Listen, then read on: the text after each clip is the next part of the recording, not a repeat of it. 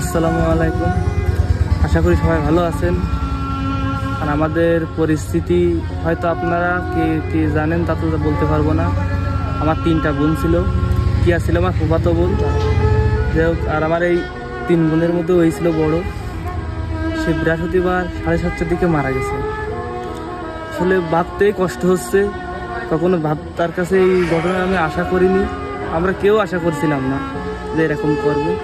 তো আমার বোন মারা গেছে, সবাই তার জন্য দোয়া করবেন। আসলে যদি কখনো ভুল করে থাকে বা কাউকে মনে আঘাত দেওয়ার মতো কোনো কথা বলে থাকে, তার জন্য মাফ চাচ্ছি আমরা। আপনারা মন থেকে মাফ করে দিবেন। আসলে কি বলবো বুঝে উঠতে পারতেছি না। তো এরকম মৃত্যু তার কাছে আমরা কখনো আশা করিনি।